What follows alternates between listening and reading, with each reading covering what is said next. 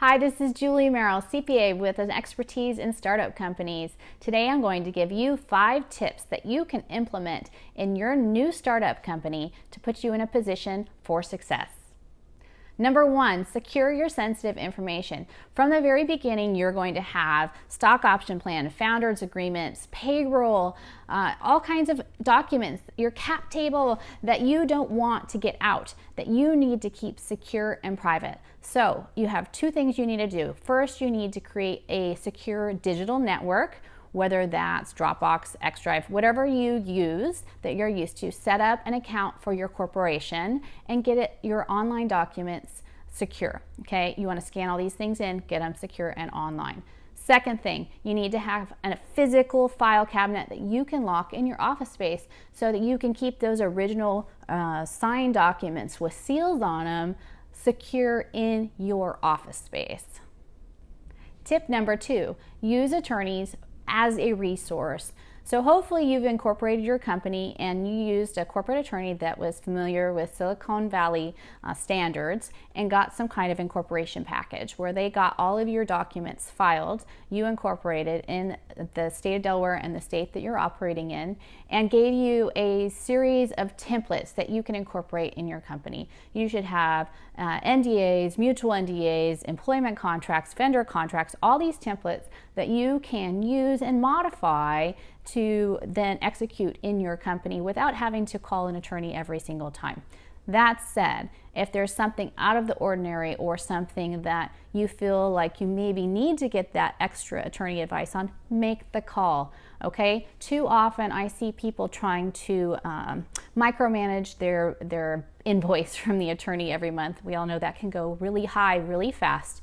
And so they don't make that call. And the liability that you're putting your company in if you have something that's questionable and not reaching out to an attorney is way greater in the long run than just making that phone call. So again, use attorneys as a resource, but don't use them for everything, okay? Don't have them set up your HR, your accounting, your back office. You can do that yourself, but use attorneys when you need them.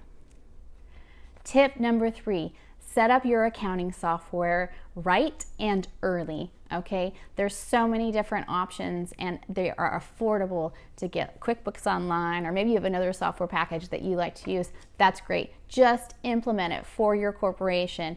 You want to be able to capture the costs that your company is incurring and really have visibility into that on a real-time basis. Very early on, it's very typical for founders and entrepreneurs to use their own personal credit cards to pay for costs that are truly corporate costs. That is fine, as long as those costs are being captured in your accounting and your books for your company. You really want to have visibility into all the costs that you're having very real time and upfront. So make sure that is incorporated. Also, as a minimum, you should be doing monthly bank reconciliations so that your accounting software reflects your burn rate, your cash that's actually being used in a given month, so that you can have visibility real time into that information and use it to manage your business. Tip number 4, create a working financial model. So this is something also that I really believe in and feel passionately about, that you need it early on so that you can look at your business, your ideas, your execution in numbers. How does that play out? A financial model, let me go back. A financial model is really an Excel spreadsheet that projects your business. It should go out for 3 years. It should incorporate your revenues that you project, your costs. It should have your hiring plan and really help you manage how that looks on a financial perspective and how that changes your cash. So when you get ready to go out to a VC or an angel to raise money, you can have a great visibility into how much cash you need. How much cash do you need to ask for to get you through 18 months of operations? Okay, so this is a great tool for using to manage your business, to make decisions by looking at the numbers and how they play out. Also, this is one of the very first deliverables that VCs are going to ask for when you go out to do your pitches to raise money for funding. So you want to have this in place, you want to have it working, you want to have an intimate knowledge of your numbers so that you can speak to them and manage internally as well as use them for raising money. Tip number 5, outsource or delegate. Let me first ask you, how much is your time worth? Would you work for $10 an hour? 20? How about 50? Okay, so as a CEO or entrepreneur, you should not be spending your time doing $5, $10, $15 an hour tasks. You should be focusing on building your business and running your company. So outsource, delegate it. Find somebody to come in to help you with the admin type tasks.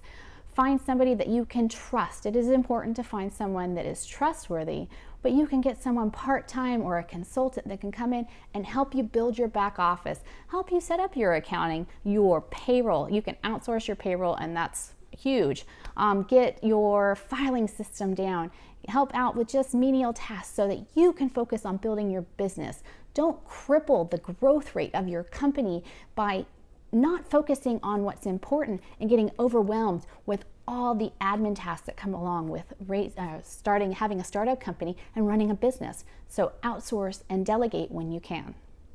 So in summary, 5 tips to get you started in your corporation. First, you want to secure that sensitive information digitally and physically. You want to use attorneys as a resource. You want to get your accounting software set up so you can help manage and have visibility into the numbers that run your business. You want to create that working financial model so that you can make decisions more effectively and use that tool to sell yourself to get money and go out and raise funding.